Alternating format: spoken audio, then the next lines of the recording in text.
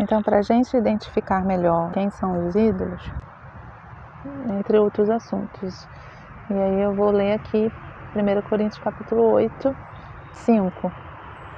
Porque ainda que há também alguns que se chamem deuses, quer no céu ou sobre a terra, como há muitos deuses e muitos senhores, todavia para nós há um só Deus, o Pai, de quem são todas as coisas, e para quem existimos, e um só Senhor, Jesus Cristo, pelo qual são todas as coisas, e nós também por Ele.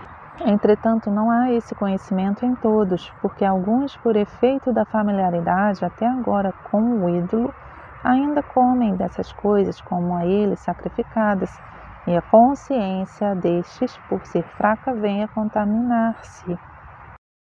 Aqui a impureza, ele está falando ali daqueles que comem os alimentos sacrificados aos ídolos, que contaminam também a consciência. E aqui ele também está falando da prostituição, né, que contamina o corpo. Nós não podemos fazer do corpo do Senhor uma meretriz. Não sabeis que os vossos corpos são membros de Cristo? E eu, porventura, tomaria os membros de Cristo e os faria membros de meretriz? Absolutamente não. Ou não sabeis que o homem que se une à prostituta forma um só corpo com ela? Porque, como se diz, serão os dois uma só carne. Mas aquele que se une ao Senhor é um espírito com ele. Fugir da impureza. Qualquer outro pecado que uma pessoa cometer é fora do corpo, mas aquele que pratica a imoralidade peca contra o próprio corpo. E aqui nós vamos falar dessa imoralidade, tanto espiritual, né, essa prostituição espiritual, tá? Porque o homem que se une a uma prostituta, aqui você pode também colocar essa Babilônia, essa grande Babilônia que tem misturado todas as coisas, inclusive o nosso Deus verdadeiro com os outros deuses. E nós não podemos nos unir, nem participar dessas coisas. Versículo 19. Acaso não sabeis que o vosso corpo é santuário do Espírito Santo, que está em vós, o qual tendes da parte de Deus, e não sois de vós mesmos? Porque foste comprados por preço. Agora, pois, glorificai a Deus no vosso corpo. E aqui ele está falando tanto da questão do marido ter a sua própria esposa, a esposa o próprio marido, aquele que puder ficar solteiro, conseguir conter-se, né, é melhor, mas que se casar faz bem, não peca, mas o que fica sozinho é melhor porque cuida das coisas do Senhor. E aqui também falou do caso de adultério que teve, e eles não expulsaram essa pessoa, porque ele vai continuar dizendo que nós não temos que nos associar com aqueles que se dizem irmãos, mas praticam idolatria, são roubadores, né? Praticam a mentira, e todas essas coisas são condenadas pela palavra de Deus. A contaminação, tanto carnal quanto espiritual. No capítulo 8, eu já li que ele falou há um só Deus, ainda que no mundo tem muitos deuses, né? Para nós é um só Deus, mas para aqueles que têm a consciência contaminada, na verdade eles não sabem que está contaminada, porque estão participando da mesa dos demônios, na verdade. Se você for ler lá, você vai entender tudo isso. E dentro do contexto ele continua a falar que nós não temos que nos associar com aqueles que estão praticando a idolatria, mas vai muito mais além do que a gente pensa. Então está no capítulo 10, eu vou ler versículo 14. Portanto, meus amados, fugir da idolatria. Falo como a criteriosos, julgai vós mesmos o que digo. Aqui ele está falando de comidas sacrificadas aos ídolos, mas isso também está falando de adultério, prostituição. Isso, capítulo 5, a partir do versículo 9. Já em carta vos escrevi que não vos associasseis com os impuros. Refiro-me com isto, não propriamente aos impuros deste mundo, ou aos avarentos, ou aos roubadores, ou idólatras, pois neste caso terias de sair do mundo. Mas agora vos escrevo que não vos associeis com alguém que, dizendo-se irmão, for impuro, ou avarento, ou idólatra, ou maldizente, ou beberrão, ou roubador. Com esse tal, nem ainda comais. E aí no capítulo 10 ele vai continuar nesse contexto. Ora, irmãos, não quero que ignoreis que nossos pais estiveram todos sob a nuvem, todos passaram pelo mar, tendo sido todos batizados, assim na nuvem como no mar, com respeito a Moisés.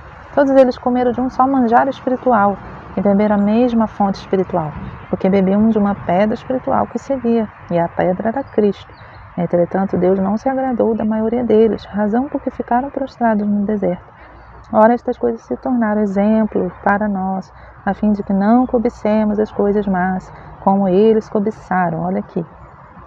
Não vos façais, pois, idólatras, cobiçar, idolatria, como alguns deles se fizeram. Porquanto está escrito, o que eles fizeram? O povo assentou-se para comer e beber, e levantou-se para divertir. Isso é um tipo de cobiça, de idolatria, através da comida, da bebida e das práticas com que eles estavam se divertindo. Não pratiquemos a imoralidade, eles estavam também cometendo imoralidade, como alguns deles o fizeram, caíram num só dia, 23.000, tá vendo? Não ponhamos o Senhor à prova, como alguns deles já fizeram, pereceram pelos mordeduras das serpentes. Isso aqui fica até uma parábola pra gente, porque estavam botando o Senhor à prova. E hoje, muitas pessoas brincando, né, com o poder e a autoridade de Cristo, com o nome de Cristo também. Aí Deus vai julgar todas essas coisas. E nós, como igrejas, já temos que também ter esse discernimento para não nos associar com as pessoas que estão fazendo isso. Ficar brincando, né, com o nome dele, entrevistando demônio. Na carta de Judas fala. O apóstolo Pedro também fala, né? Eles se dirigem com tanta autoridade, já condenando Satanás, lançando ele no lago de fogo, mas ele ainda não foi. O próprio anjo, acho que foi Miguel, não sei, a respeito do corpo de Moisés, né? Não lançou juízo infamatório contra ele lá, né? Mas falou, o Senhor te repreenda. Então, às vezes, os homens hoje estão abusando da autoridade que Jesus deu à igreja, né? Hoje estão usando de forma errada, antes do tempo, né? Talvez estão se ensoberbecendo, que esse é o contexto aqui também, que no começo da carta de Coríntios ele fala, dizendo, eu sou de Apolo, né? Cheio de autoridade. O que você recebeu que eu também não recebi, né? Nós não temos que nos vangloriar, né? E cuidar que somos alguma coisa, né? Mais do que convencer pela fé no Senhor. Fazendo de tudo aí com o nome do Senhor Jesus, né? Temos que ter esse temor também. Então, nós não podemos nos associar a esse tipo de que se dizem irmãos em Cristo, crentes, né? Que também usam o nome do Senhor para fama, para diversas coisas. Vos digo, irmãos, o tempo se abrevia.